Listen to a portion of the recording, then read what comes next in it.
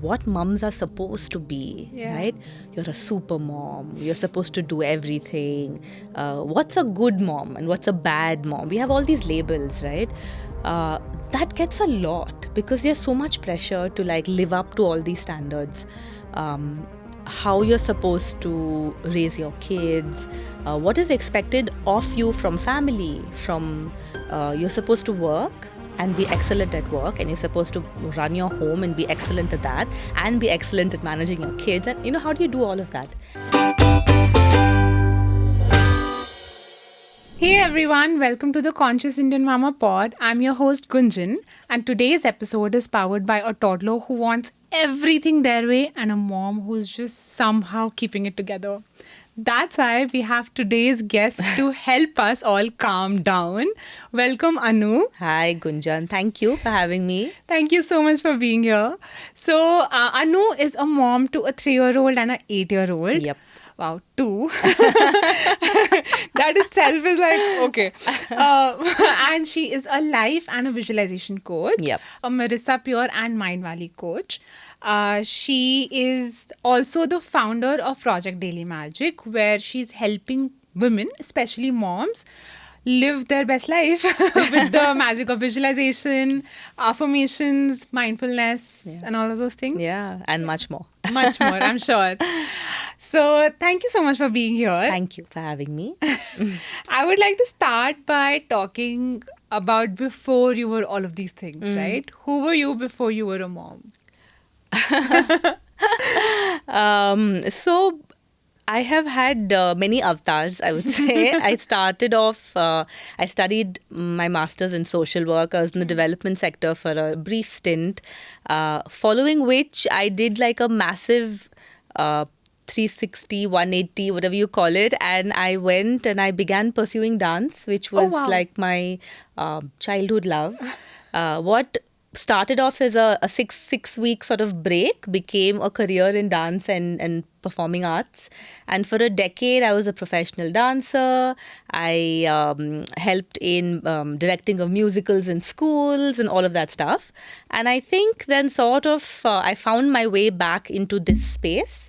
And I think after becoming a mom and after becoming a mom of 2, I somehow found myself in daily magic and coaching and working with other women. So what was that moment where you felt like, okay, I want to go back to that. I want to go back to working. So I think that's the story of daily magic. That's kind of how it evolved. So maybe 3 years ago, I developed like this really a mystery illness, okay, which really nobody could explain. I went to various doctors. They told me all kinds of various possibilities and scary possibilities, which having 2 young kids it was a very difficult time actually. But nobody had answers for me. And after like going down this route for a long time, and I was like all kinds of things happened, okay, and nobody could tell me what's happening with me. And I was already at that point into meditation, into sort of understanding my inner self and everything. And at that point I said, okay, there's something happening inside of me that is causing this external reality, and I need to understand what I am doing to cause this illness in my life and what is it here to tell me.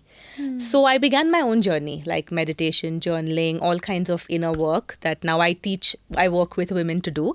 And I still remember that moment, I had like this aha moment in one of my meditations when I realized that what was happening to me, I believed that the only way that I could allow myself to rest guilt-free as a mom was if I had a serious illness. And fever, cold, cough, too small. Doesn't work, right? I still have to power through. But if I have something serious, then I can rest without feeling guilty. And I think that kind of shifted something in me. And I was like, am I doing this to myself because my belief is that I should not be resting? So I think that's when things began shifting. I began to heal. I suddenly found a doctor who gave me a very simple medicine which suddenly began working. I still don't know what that illness was. It came and it went in sort of this fashion. But I think it gave me daily magic, and it really, I don't think I would be a coach today for sure. I wouldn't be a coach, and I wouldn't probably be the mom or the woman that I am today without that mystery illness. So I'm really thankful to that dark time that it brought me on this path. I have goosebumps. I'm not kidding. I genuinely, wow. Yeah. Because a lot of moms, I feel that way. Yeah. That I'm not allowed to rest. And when I work with, so I work with women in general, and most of them are mums, not all, but whoever's a mum, when I narrate the story, they're all like, that's me. Yeah, no, that is me. Yeah. Because, I mean, I genuinely do not remember the last time where I slept a little extra Yeah. or just Yeah. gave myself Took an a afternoon break. nap. I have no idea. Genuinely, Yeah. wow. Okay, maybe some inner work needed here as well. So, what is something that's surprising or unexpected that your clients at Daily Magic don't know about you? Maybe this, that I was a dancer. And yeah, I used to do belly dancing. I was a Oh. belly dance performer and teacher. Wow. Yeah, I've taught belly dance in various studios across Bangalore at one point. Oh my God, I have also, I wouldn't say I was a dancer, but I was also really into dance in school and college. Okay. And I did try to take it, like I wanted to take it professionally, but it just, Yeah. parents. I was too young. They were like, you don't know what you're talking about. And I don't think at that time we considered like this as an option. Yeah, right? yeah. We were just like, nahi, engineering hi karenge. Yeah. Okay, nice. Okay, I didn't know that we had that in common. Awesome.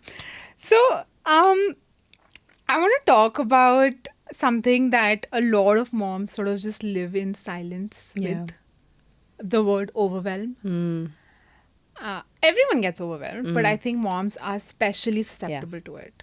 What is the primary reason for it? Where do I begin? So overwhelm is like, that background music. Chalta rehta hai. It's always Yeah, there in the yeah. background until it reaches that point where that's all you can hear and you can't think straight anymore, right? So I have 3 things to do tomorrow. I don't know where to begin, so I don't do anything because I just don't know where to start, right? So you're Yeah. overwhelmed all Yeah. the time. And I think with mums, there's just so many different things. One is you're on this journey of motherhood, which no matter what anyone tells you, until you experience it, you can't really You can't- truly understand what True. it entails, right? You have so much love for this other human in your life, and you're also so scared and anxious and Yeah. fearful, and you don't want to mess it up, and you have all of these rules for yourself. And then on top of that, there's this external noise. There's society, there's conditioning, what mums are supposed to be, Yeah. right? You're a super mom. You're supposed to do everything. What's a good mom and what's a bad mom? We have all these labels, right? That gets a lot because there's so much pressure to like live up to all these standards.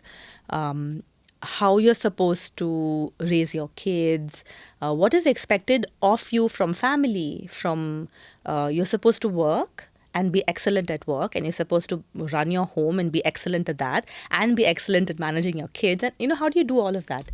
And then to top it all off, if this wasn't enough, you have your own internal wiring. Yeah. We've all grown up with certain beliefs that women should be a certain way, we should speak a certain way. People pleasing, we Yeah. say.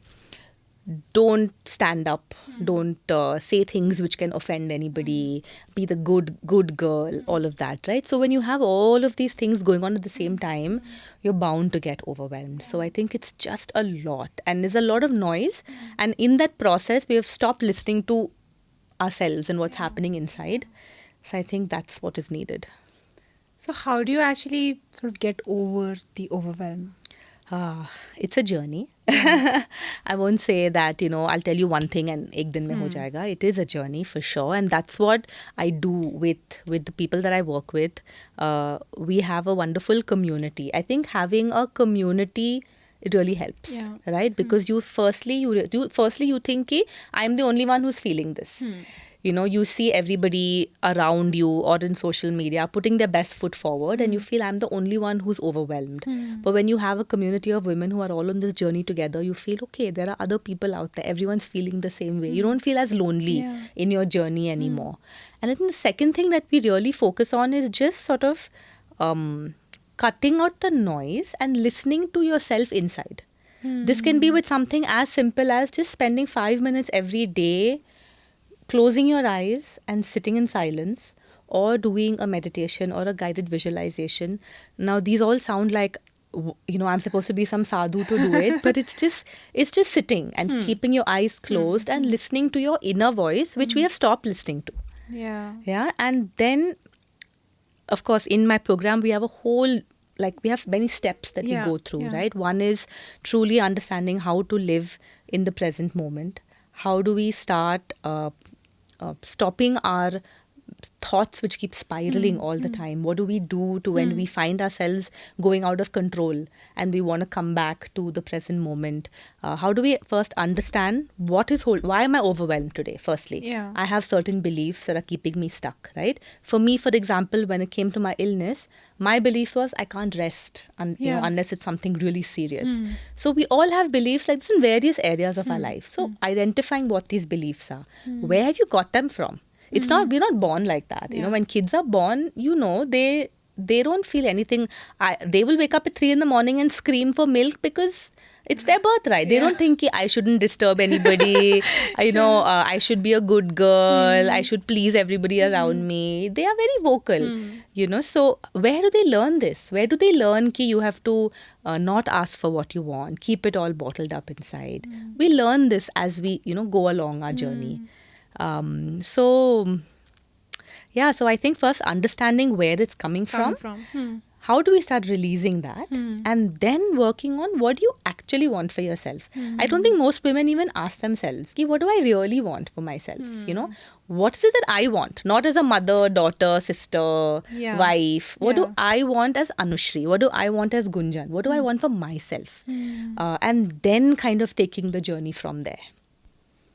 But there's also this thing, right, that a lot of moms go through, that this question of what do I want itself causes so much guilt that sometimes you just drown in it. Yeah, absolutely. And then that's just where you're stuck. Yeah. Right? The guilt is all consuming, right? The guilt is like if you do something, you're guilty. If you don't do something, you're guilty, right? You're always feeling the guilt. And the guilt is, what I try and tell people is, the guilt is, try and look at the guilt differently, right? The guilt shows that you are trying something new for yourself, not that you're doing something wrong, right? If you are stepping out and you're going back to work, you're trying something new. You're going back to the workspace as a mother now, right? It's something new that you're doing. It's not that you're being a bad mom by leaving your kid at home. We are doing new things, and our default is to go back to the guilt, which goes back to the same conditioning, because moms are supposed to be self-sacrificing. We're supposed to put everyone's needs before our own. But unless you do something for yourself first, how are you going to give to the people in your life, right? If you are not happy, how can you show up as a happy mom, right? And I think what also played a lot of on my mind is, what is the example that I am setting for the kids?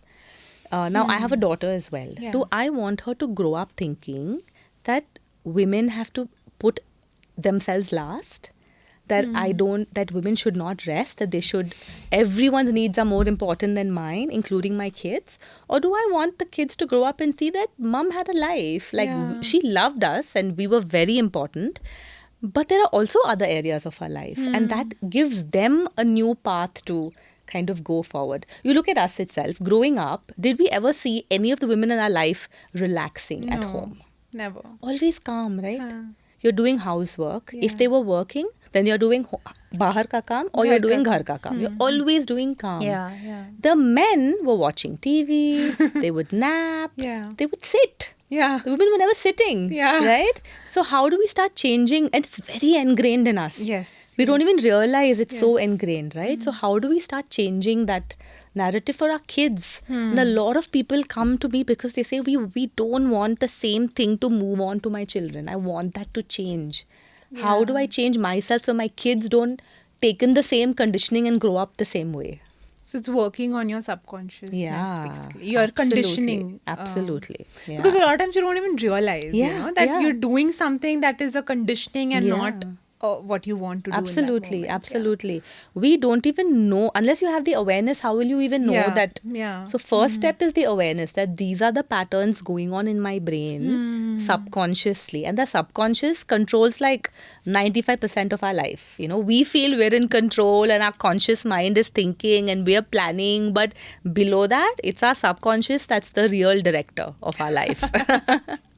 Can you give me an example of that? Subconscious being the director. Yeah. So, for example, if you subconscious, I'll give you like in a workplace scenario, okay? So, in the subconscious mind, if it's telling you that you are not worthy of making X amount of money or you are not worthy of a certain role in your office, then you don't realize that you feel I'm not good enough, I'm not smart enough, I'm not worthy enough. But that will impact all your decisions at work. You won't speak up in meetings. You won't go to your boss and say, I think I need an appraisal. I think I need a raise. You won't apply for that really great job that you know you'll be good at, but you feel, what's the point? I'm not good enough. Right? So subconsciously, you're keeping yourself stuck because of all of these patterns. And you don't even realize that it's these patterns that are calling the shots in your life. So even like this rest and guilt and mom guilt, right? Yeah. Mom guilt can really keep you stuck. Yeah. Just it won't allow you to it won't allow you to go for a fun night out with your friends. Yeah. It won't let you take up that new job because it means you're out of the house for a couple of hours. It won't allow you to maybe hire a cook because you Yeah. feel like maa ka khana is maa the ke only haath ka khana. khana. Right? So there are so many scripts underlying Yeah. our decisions and we feel we're making these decisions from our conscious mind. But our conscious mind is being run by these unconscious sort of beliefs that we've picked up over the years. That is true. That is true. A lot of it comes, like you said, from our childhood. What we have seen, Yeah. the generational, that's being passed on to us. It can even actually come a lot of times from like teenage years in school. It can even come from like your early working life. So yes, a lot of it does come from your childhood, but some stuff it's ever evolving. Yeah. You know, you're always picking up new beliefs from the way your life is unfolding. So can we talk a little bit about visualization? Because Yeah, that my is favorite something. thing. Honestly, I think it's very overwhelming for a lot of people. Even for me, I'll be honest. Like I haven't shared this, but I created like a vision board this year, and I was like, oh, I'm gonna like visualize. But that vision board is just sitting there in front of my workstation, and it's just there, and I don't do anything about it, and I don't even know if it's gonna like work or what. So visualization itself seems quite overwhelming. Yeah. So can you talk about visualization such that it's not overwhelming? Yeah, absolutely. So the word can seem like really big and like heavy, but what it is in very simple words, it's just mental rehearsal. You are mentally rehearsing a certain event or outcome before it's happened. Right? And to be honest, we're doing it all the time, except we're doing it in the negative way. We are always visualizing worst case scenarios. We're always visualizing what's the worst thing that can happen. We're visualizing, like, for example, even if you think of health anxiety, you have something happening in your life and then you start spiraling and you feel like you Google something and then that's it. You feel like you have some incurable disease, right? Similarly, when it comes to something with your kids, you feel something small has happened, but in your head now you feel it's so big, you catastrophize and it keeps spiraling until you feel like this is going to ruin your child's emotional health or this is the end of like something big, right? So that is visualization. You're visualizing the worst case outcome. So what if we flip it and what if we start visualizing the good stuff? What if you start visualizing all the wonderful things that you want in your life, right? And there's a whole bunch of scientific explanation as to how it works as well. Okay. You are consciously rewiring your brain, right? Our brain, there's a saying, it was by I can't remember his name. There was a physician many, many years ago came up with this phrase: the neurons that fire together, wire together. Wire together, yes. Yeah. I've So, heard this. what does it mean? If you feel, let's take mom guilt, okay? Now, you feel mom guilt every single day, right? When you feel mom guilt every day, your neurons in your brain are firing in a particular way. Suppose this is the way for mom guilt. Every day, it's firing because you're always feeling mom guilt. So it's firing. What happens? It get stuck in this way. It becomes stronger. That becomes your pattern in your brain. That becomes the neural network, right? Now I want to change it. So slowly I'm talking to myself differently. I'm rewiring my brain. I'm visualizing scenarios where I'm doing things for myself. I'm taking action. And what happens? Your brain then starts firing in a different way. It slowly starts making new patterns. But the new pattern also needs repetition. Yeah. Right? Because we have repeated the mom guilt pattern for last 10 years. Now, if I do the new pattern for one day, nothing's going to change. Yeah. Right? I have to our brain learns through repetition. We keep firing the new pattern again and again and again. And slowly, you will see there's a fascinating video actually online, which I had seen a while ago, which actually showed how your neurons disengage and form a new pattern. Oh. So with your new emotion, your new behavior, you're firing a new pattern until that becomes the new pattern in your brain, and that becomes your new normal. And then you wonder, sometimes you have this feeling ki I can't even remember that person I used to be. Yeah. It's like a different person. Yeah. Why is that? Because your brain used to fire in a certain way. Yeah. But now it's a different pattern in your Yeah. brain. So that is old. It's Purana. It's no longer the pattern in your brain. Right? So now it's different. So that's how visualization works. And which is why when you do it every day, you're constantly firing the new pattern in your brain. Also, the very fascinating thing about your brain is that it doesn't know the difference between what you're imagining and what is really happening. So what that means is, suppose I am imagining myself getting a job. Okay, or imagining myself at home doing something with the kids, and I imagine it every day. When I actually do it physically, or when I'm imagining it, the same part of my brain lights up. Okay. So my brain thinks, when I'm imagining it every day, my brain thinks it's real. It's happening. My brain doesn't know, oh, she's sitting and just imagining it is wishful thinking.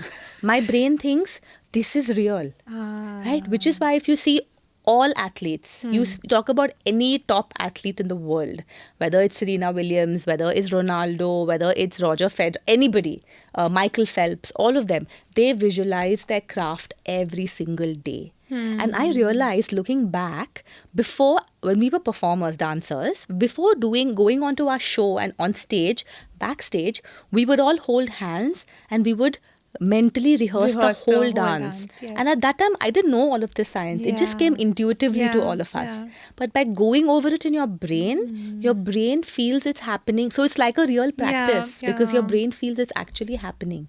So all you have to do, it doesn't have to be half an hour, 1 hour, 2 hours, 5-10 minutes every day of just visualizing what is it that you want in your life. Think of any one goal that you want and visualize it.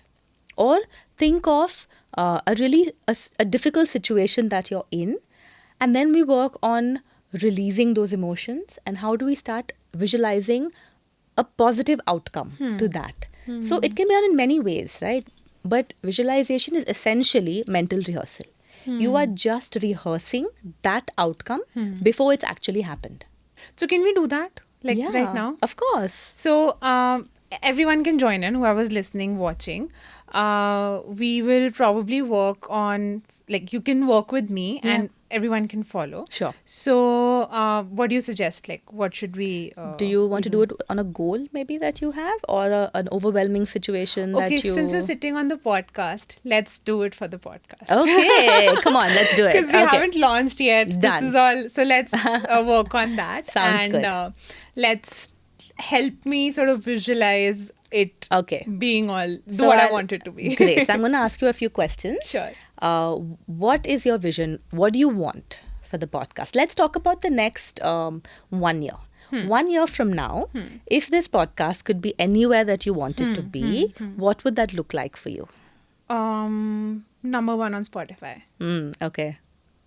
That's one Wonderful. goal. What else? Tell me more. So number 1 on Spotify, probably getting sponsors and reaching as many parents as possible around the world, not just India. Actually impacting lives, where I actually, people come up to me and tell me that, yes, we watched that one episode and it actually helped us in so and so way.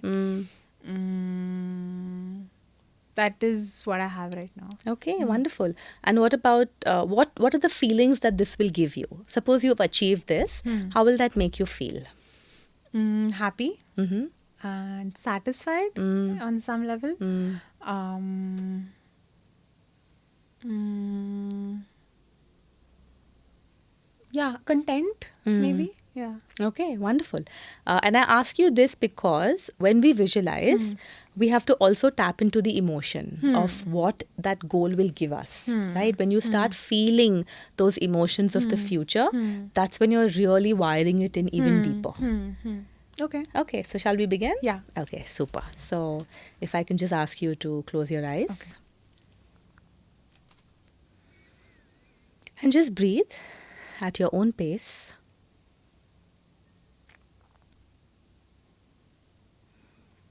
Breathe in and exhale from your mouth.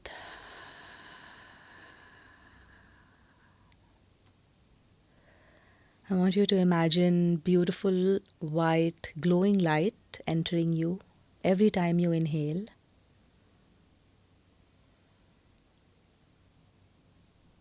And when you exhale, imagine all stress, anxiety, doubts, fear, everything just leaving your body.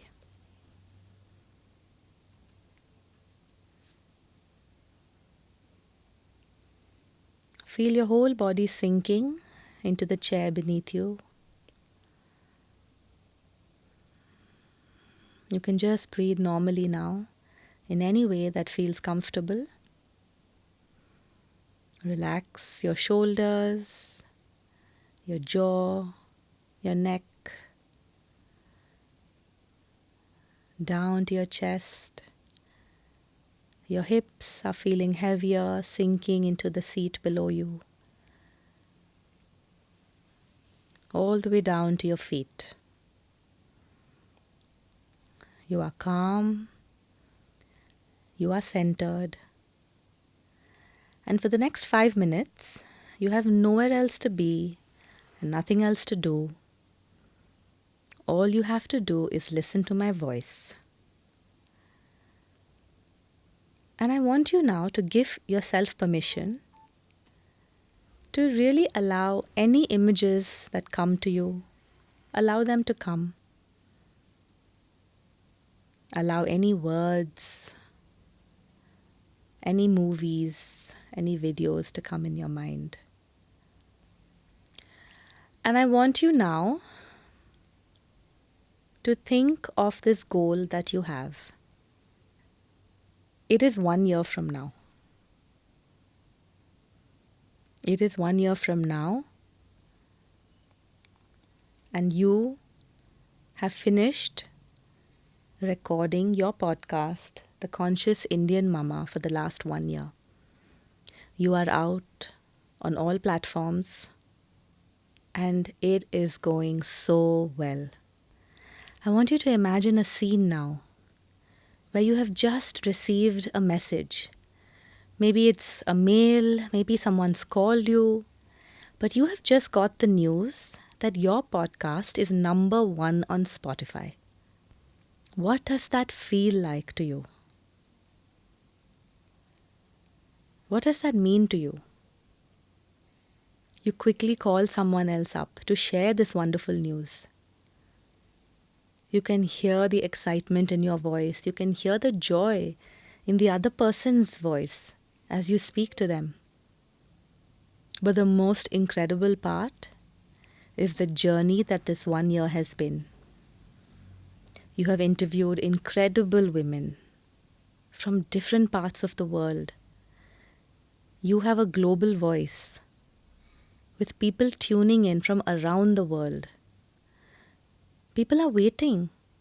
They message you asking who's next. They message you with requests asking you to bring certain people on. Mums everywhere look at you, look at this podcast as their support system. Their go-to when they have any questions, when they are feeling stressed or overwhelmed, when they want guidance, they know they can turn to your podcast. You have incredible sponsors. There's a line of sponsors. You get to choose.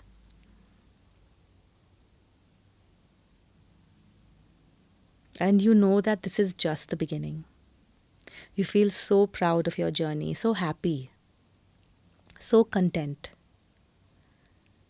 This is the vision that you had when you started out a year back. And here you are, exactly as you had dreamed of it. You see your viewership rising on all platforms. You see people wanting to be a part of this community, feeling that sense of belonging. You have started a movement for mothers everywhere to take control of their lives again, to no longer be a victim in their story, but to be the hero of their story. As you are watching this scene unfold, you suddenly lock eyes with this future version of you. Future Gunjan looks at you and you look at her, and she knows exactly where you are. She's been there. She was you 1 year ago, starting out on this journey. And as you lock eyes with each other, she walks up to you and she gives you a big hug. And you feel a sense of calm, a sense of surrender. And then she whispers something into your ear. It's a little message that she has for you from the future. Listen to this message. Take it all in. She lets go and she starts walking away, slowly fading away into the distance. And you are there now, feeling her energy, feeling that energy of the future. And you know exactly what you need to do next. You can slowly start getting aware of the room around you. Start feeling your body again. Breathe. And in your own time, whenever you're ready, you can open your eyes and come back to this time and space. That was awesome. Is it normal for my head to be spinning? Are you feeling lightheaded? Yeah.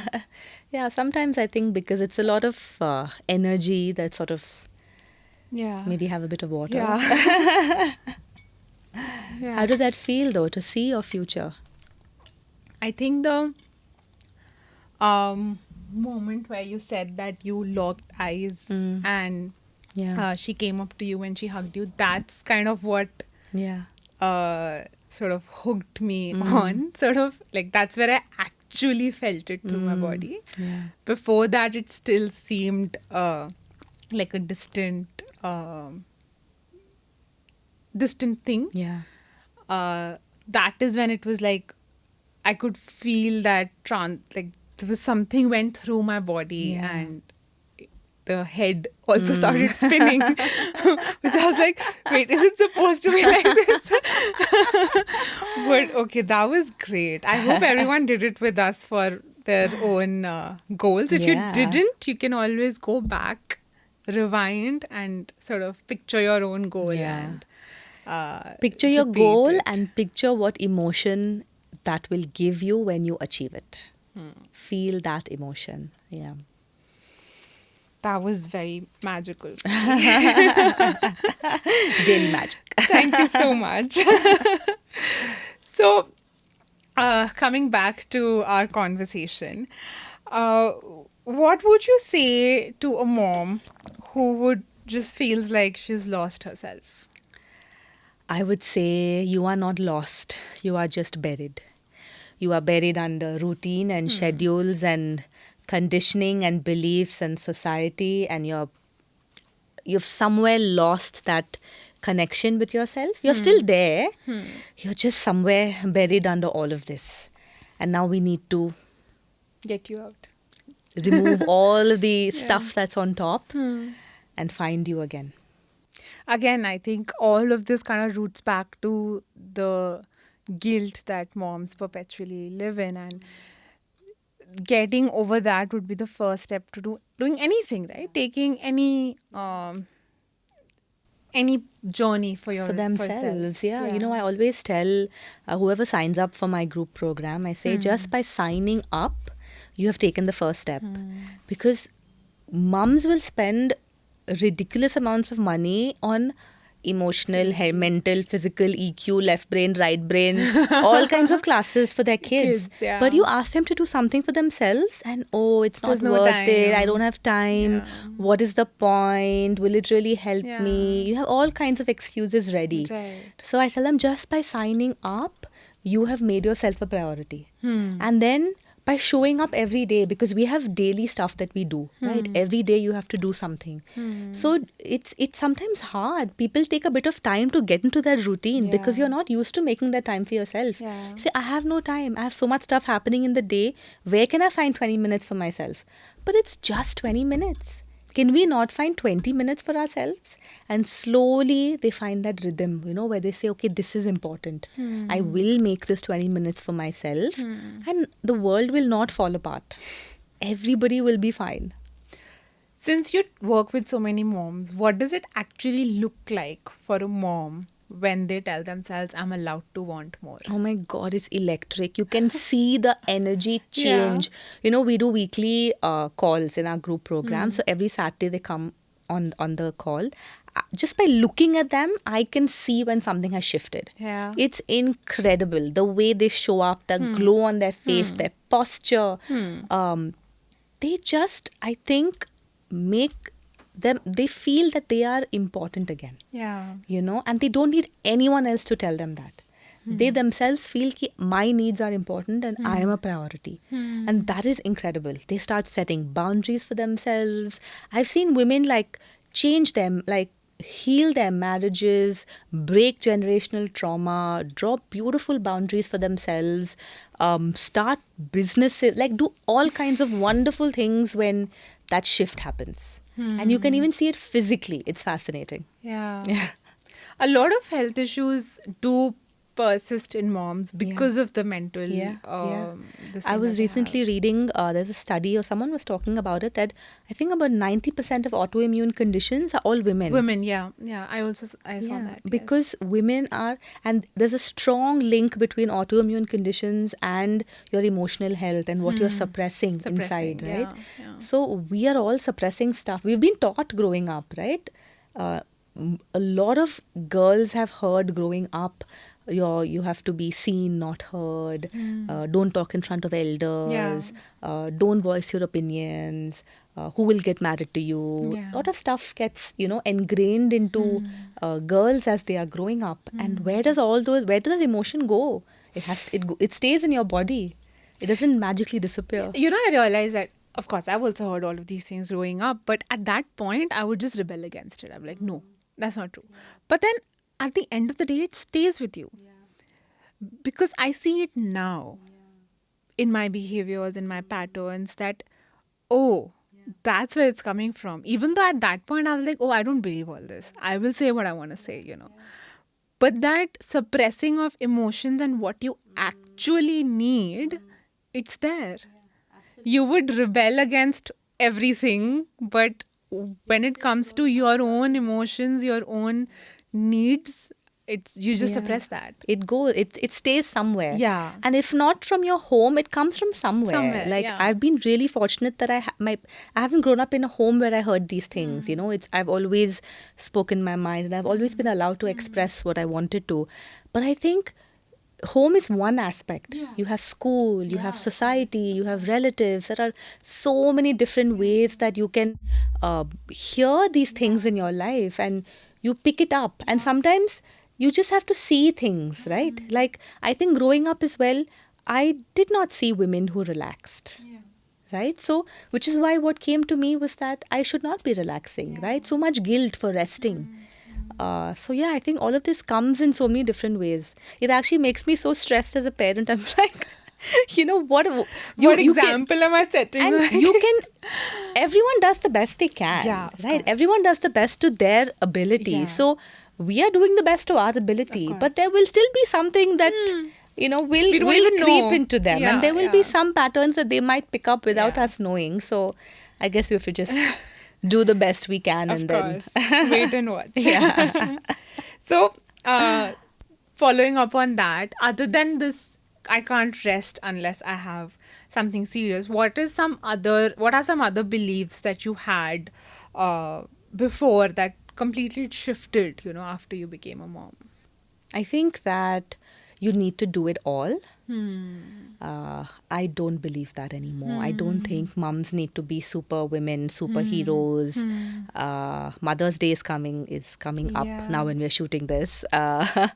And there'll be all of this stuff about mums are superheroes Oh, and yeah. super women and we do it all. And no, we're just women, we're just humans. So Yeah. I think that's a big one where you don't have to do it all. It's okay to take help. It's okay to take help. It's what I will tell all women everywhere. I think everyone needs to hear that as Yeah. well, because we don't do that very often. We want to do it all. Yeah. Again, coming from conditioning. Yeah, and that's what you're What we've supposed to, right? A seen. good woman Yeah. or a good Yeah. mom does everything Yeah. and doesn't inconvenience people around her. Is there anything that you always wanted to do or you used to do before you were a mom, but now you're not able to anymore? Not really, actually. I think I'm doing pretty much whatever I wanted, but so cool. I think maybe Goals.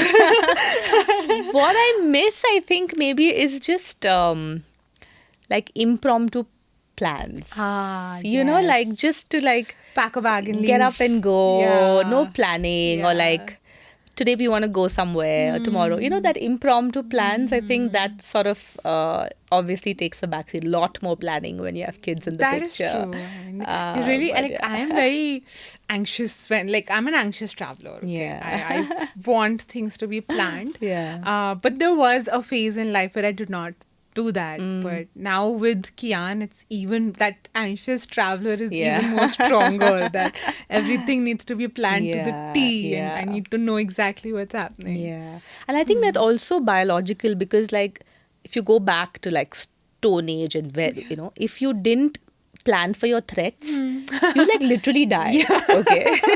So we're like biologically wired to be alert. Ki Yeah. What is a threat? What is that's why we always go to the worst case scenario so easily. Yeah. It's so easy for us to Yeah. find all the negatives, but to think of positives becomes harder. Yeah. We are biologically wired like Right, that. But in this day and age, there's really no life and death kind of a situation in most cases, Most cases, right? yeah. So I think you have to get over that instinctual sort of wiring. True. Yeah, that is true. So let's do something like fun, maybe. So let's talk a little bit about parenting confessions. Okay. Okay. So, for example, one time I'll see something and you have to complete it. So, ठीक है. one time I, for example, bribed my child with chocolate. Oh. Or something like that. Okay, basically. yeah. So, one time I. Gave my kids a lot of screen time so I could eat in peace. Quietly. No, it's needed sometimes. It's okay. The one time, I think what I did very recently, actually, I did not one time, I do it very often. I don't give screen time to Kian, otherwise he's too young right now. But a lot of times I use my parents as babysitters on the video call. So if I need to have my coffee in peace, I'm like, lo, Yeah. nani se baat karo. I'm like, okay, baat karo. Yeah. So it's not screen time. I know. But, So, yeah. He did use phone as a babysitter. Yeah. Okay. So my biggest mom fail that now makes me laugh. At that time, it seemed like, oh my God, kya ho gaya? Like at that time, it felt like the end of the world. Yeah. But now it's like, oh God, I was so... I think, especially with your first kid, it's everything. Everything you feel like the world is going to fall apart, like if they don't sleep on time or if they don't eat on time and you're like, oh my God, how are we going to manage? But now with your second, you're like, they'll be fine. I'm still on my... I'm still on one. So, yeah, a lot of things are a very big deal for us. Yeah. That And is now when I very look true. back, I'm like, really, like I stress so much about... I remember at one point I was so stressed because he wasn't eating on his own. And like now he's 8 and he obviously he does everything by himself. So I'm like, wow, I used to get so stressed. But like kids grow up and they do everything, you know. Or when you feel like in those initial months, I'm never going to sleep again in my life. But you do sleep again. So I think, you know, you kind of grow through everything. The weirdest thing I've said as a mom. I'm sure there are many. My current one is no poop and fart on the table. It's like the dinner table conversation is not very pleasing because I have an 8-year-old who's all into that, and my 3-year-old loves to do everything that her bhaiya does. So the conversation is all about that. Not so now, appetizing. Not at all. So now I have a rule that we don't discuss on the table. Finish dinner and then you talk whatever you want on the side. Okay. A ridiculous thing I've cried about since becoming a mom. Oh my gosh. Where do I begin? But I remember this was after my first again. I was it was like postpartum. So in the first month or two. And I was, anyway, you're crying for everything, I think. But I was sitting, it was a morning. I remember this so clearly. And my husband and I laugh about this all the time now. And I wanted breakfast, okay? And I had asked for breakfast. And it was coming. But I think it was like 5 minutes late. And those 5 minutes late, I started howling. I was crying because my breakfast was late. And my husband's like, it's coming. It's just 5 minutes away. So yeah, it was a time. We've all had those moments. Yeah. It's okay. The most absurd negotiation I've had with my child. I negotiated. And you know, when you have two, what one wants, then both want to do, especially if the older one wants to do it. So I negotiated with them about bedtime. But the funny thing was, the negotiation was that, okay, at least sleep on the floor in the room and not the floor in the living room. They wanted to sleep on the floor and not on their beds. Okay. So they have slept on the floor. Not even on mattresses? No, just on the floor. They wanted to sleep on the floor. So negotiation was, okay, at least in your own room and not in the living room. Where do they come up with these ideas? Oh God. So they wanted to try it out, and I guess they did, and then they went back to their bed. Well, of course. Oh God. I remember this one time Kian was like, he wanted, I don't remember what, some fruit he was eating with ketchup. And I was like, I'm not even going to like... Yeah. You do you. Yeah. It's fine. I had those moments as well. It disgusted me. I just held myself. Nahin, it's okay. Don't react. It's fine. It was very recent. Yeah. He was eating something and... This happened with my older one as well. We were traveling. We had gone to Pondicherry, I remember. We were having lunch.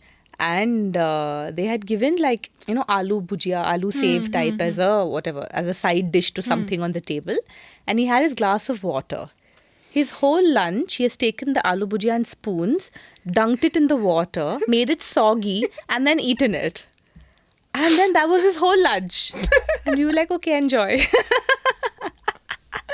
And he enjoyed it. He loved it. I'm sure. I have no idea where they get these ideas from. Oh God. It was adorable to watch though. I think when you don't stress about these things, then it becomes like really sweet and funny, and then you have like stories for life. But if you stress about it, then it's like the worst day ever. Then you're like, oh my gosh.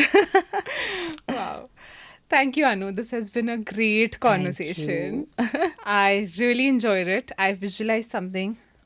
Let's make it happen. Yeah. Visualize it every day and you'll see wonderful things happening. I think I will because I don't know, something happened. Something happened in my body which I've not felt before, ever. And I do want to feel that again. Yeah, So it's amazing. I love visualization. I think it's my number one favorite tool. And of course, it's not in isolation because what happens many times you start visualizing a goal and then all those subconscious fears start coming up, telling you it's not possible. Who are you to have a number one podcast? How is it possible? There are so many better podcasts. So all of these fears come up. So then there's the work of working on those patterns, releasing them while simultaneously visualizing that goal every single day. And when you do both of these, you can be unstoppable. It's really incredible. Wow. Awesome. Great. Thank you, Anu, once again. Thank this has you been great. so much. I really enjoyed this. It was like a fun conversation that we've had. It was really nice. I'm glad. Thank you so much for having me. It's really an honor. That was it for today's episode. Now, as you all know, we end each episode with the mom pause. So I'll tell you, for you, it's right up your alley. It's basically how we were talking about moms never sit. Yeah. So the idea is that if you've listened so far, you can take 2 more minutes out and just sit. So we'll I love that. Yeah, we'll Yeah. just take one positive thought and I'll play some meditation music here and we'll just close our eyes and we'll just sit. I love it. Wonderful. Yeah. Let's do And that. everyone, not just us, but everyone watching, listening, Yeah. anything, just do it with us. Trust me, you can give yourself 2 more minutes, right? Yeah, absolutely. So the thought for today is I'm not behind, I'm becoming. I choose to lead my life with ease and intention. Oh, I love it. Okay. Okay. So I'll repeat it. I'm not behind. I'm becoming. I choose to lead my life with ease and intention. So let's breathe together. You, me, Anu. And let's sit in stillness for 2 minutes.